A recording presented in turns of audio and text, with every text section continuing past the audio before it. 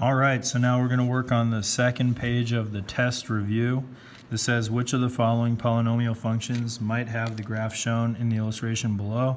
So I mean, if you have a graphing calculator, you can just like graph out all of these options. One of them will look like that, so it's pretty easy. I'm not going to do that, but you can. Okay, so instead I'm just going to use the clues that are in front of me. I have zeros or x-intercepts at -4, 0, and 2. So -4, 0, and 2. And then also, this allows me to write up some factors of this, just like what we did in the problem on number 5 and number 6.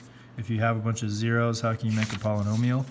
So I'm going to start putting those together with the factors. So if I have -4, I get a factor of x minus -4. And then if I have 0, I have x minus 0.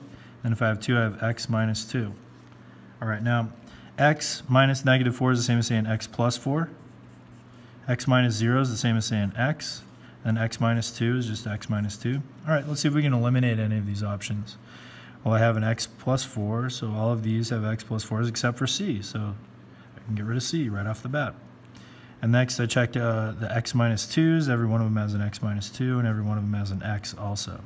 Now I got to check on these powers. So those powers are also known as multiplicities. So one thing that we said about multiplicities is that if you have an x-intercept and then it bounces off the x-intercept like that or touches it, that means it's going to have an even multiplicity. So the place where that happens on the graph is actually over here at -4. So for that factor of x plus 4, I should have an even multiplicity. So a 2 or a 4 or a 6. Let's see if any of those have it. So A, yeah, it looks like A does. It has a power of 2. That would fit the bill for having a multiplicity that deflects the x-axis. This one doesn't, so this one is not going to be one of our options, and this one doesn't either. So process of elimination, A is our answer right there, just from knowing the factors and a rule about multiplicity. So these ones don't really show up much in the, I don't think at all, in any of the worksheets that we have. Maybe the review.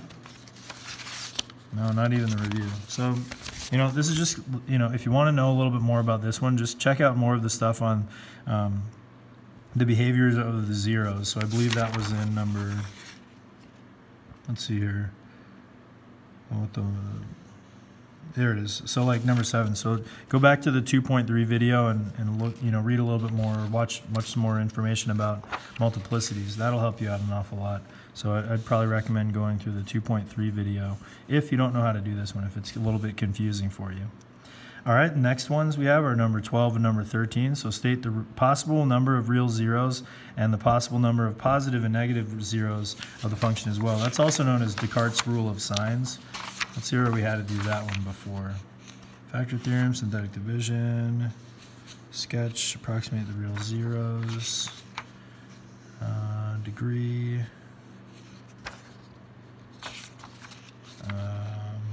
Let's see here.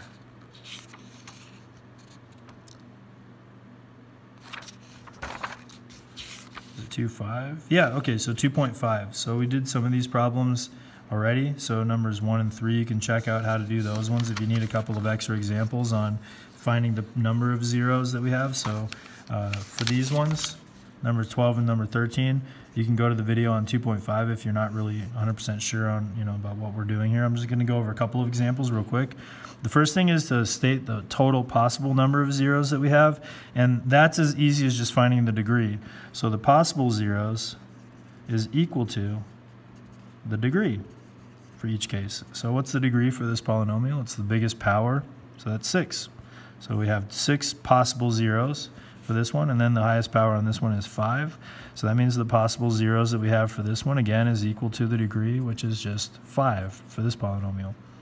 All right, next, let's find the total possible number of positive real zeros that we could have. And that's where we use Descartes' rule of signs, and it goes something like this. So to find the positive real zeros, the total number of positive real zeros that you could have, all you do is count the number of times that the signs change from one term to the next. So like I have a positive 5 here, positive 5x to the 6th, and then a negative 2x to the 4th. So that changes signs. It goes from positive to negative. So that's 1. and then it goes from negative to negative, so that doesn't change, and then from negative to positive, so that does change. So that means that we are going to have a grand total of 2 positive real zeros. Now, there's also a possibility that you could come up with imaginary zeros, in which case we'd have 0. So that's another possibility that you could have, but I'm really just interested in the maximum number of possible zeros that you could have that are positive. So let's do the exact same thing over here. Count the number of times that the signs change. So from positive to positive, that's not a change. Positive to positive, nope. Positive to positive, nope. Negative, positive to negative, yes, that's 1. And then negative to negative, so that's not a change. So that means that we will have exactly 1 positive real zero. Now let's go ahead and check the negative real zeros. So here's how we find the negative real zeros. There's a shortcut for finding it, and here's how you do it. All you have to do is look through your polynomial and find any odd powers. So odd numbers like 1, 3, 5, 7, 9, any odd powers. So I don't have any odd powers here, but I do have an odd power at 5, at 3, and then also for this one at x to the first power. Anytime that I have an odd power, so it doesn't happen here, but it does happen here an awful lot, I just change the sign on the coefficient. So instead of 2x to the 5th, it's negative 2x to the 5th. Instead of 11x to the 3rd, it's negative 11x to the 3rd. Instead of negative 6x, it's positive 6x. And then we just do the same pattern over again. So none of them changed here, so we just do the same thing over again. So positive to negative, that's 1 change. Negative to negative, that's not a change. Negative to positive, that is a change. So there's a grand total of 2 here. So there are 2 negative real zeros as a possibility, and also 0 if we get some imaginary, but I'm, again, just interested in that 2 that we have there. All right, now let's do the same thing over here. We change the signs on all these odd exponents. So now we go from negative to positive, that's 1 change. Positive to negative, that's 1 change. So now we're up to 2. Negative to positive, that's another change. Positive to positive, that's not a change. And then positive to negative, that's a 4th change. So we have the possibility of 4 negative real zeros. And again, if we were counting imaginary numbers, as possibilities, then that means we could potentially have 2 or 0 also, but I'm only interested in the maximum number there. So 4. 4 is the only thing that you got to write for those ones. Okay, next, state the possible rational zeros for each function. These are really, really easy as long as you remember your factors of numbers. So let's start with this one.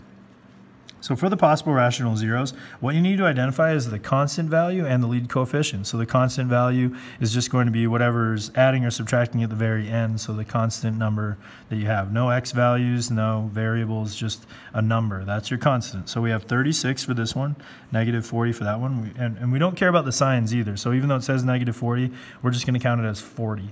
Next, we also look for the lead coefficient. So the lead coefficient for this one, even though it's not there, it is not a 0 that's there, but a 1. It is always out in front no matter what. So 1 is our lead coefficient, and for this one, 2 is our lead coefficient. It's the number at the very front. So to write out the possible rational zeros, we put the constant value on top, so 36 goes on the top, and then the coefficient, the lead coefficient, goes on the bottom, so 1.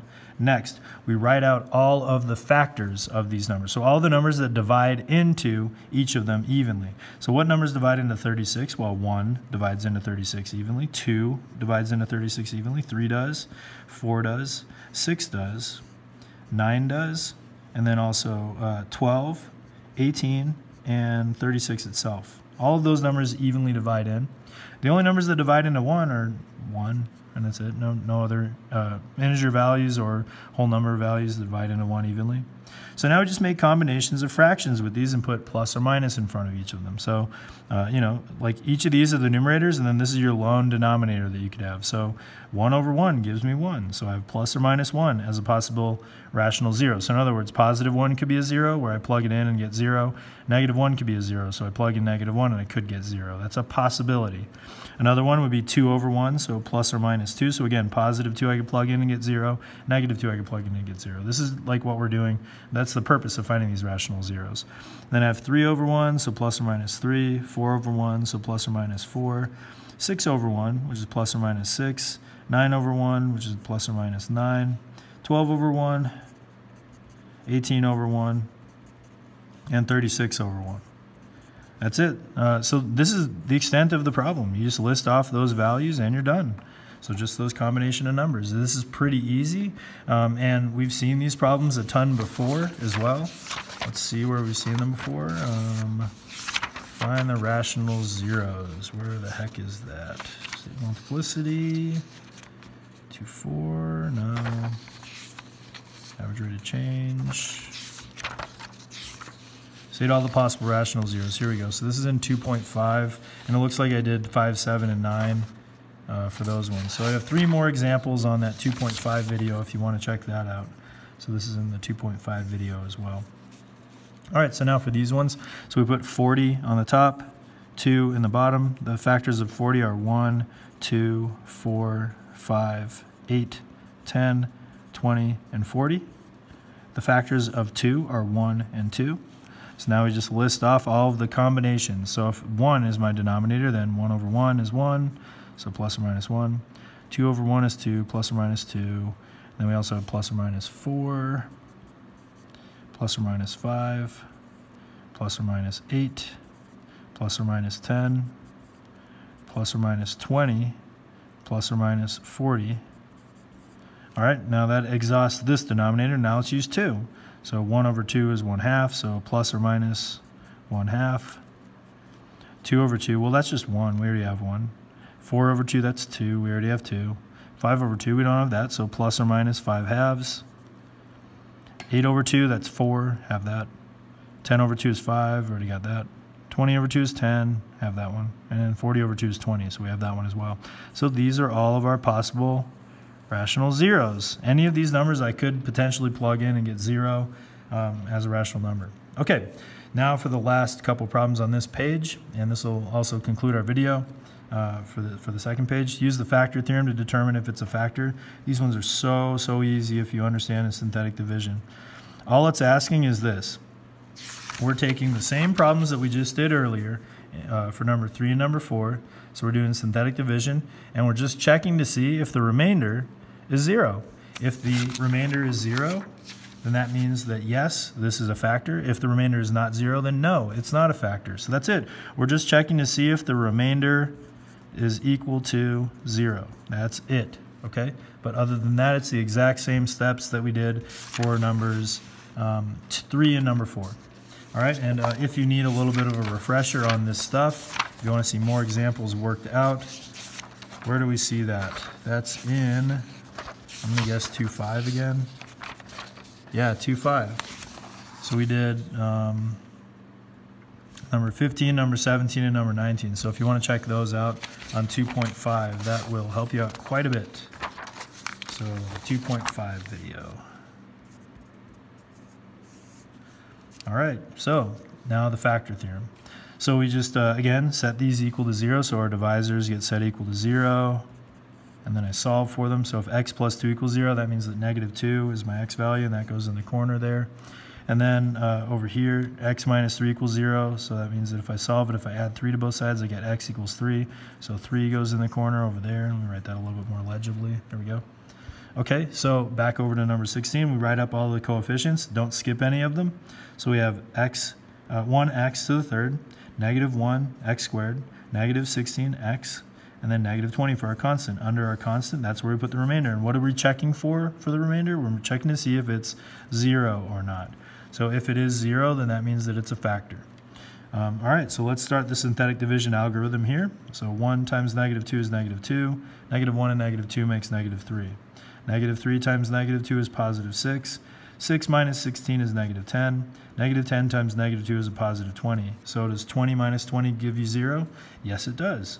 So that means that yes, this x plus 2 is a factor of this expression here. So in other words, if I were to factor out x to the third minus x squared minus 16x minus 20, x plus 2 would be one of the factors. So x plus 2 would be one of those factors, and then, you know, I'd have a bunch of other crap that I could figure out later on, but that's part of the factored expression. Number 17. So we list off the coefficients again, 1x to the third, 1x squared, negative 9x, negative 9 is our constant, and then under negative 9 we put our remainder, and let's see if that's 0 or not. So 1 times 3 is 3, 3 plus 1 is 4, 4 times 3 is 12, 12 minus 9 is 3, 3 times 3 is 9. And again, we get 0. So yes, this is a factor of this polynomial as well. So that completes this page of the test review. If you have any questions, just contact your teacher, email, whatever you can. And that's it for this one. Let's move on to that last page, those last couple problems.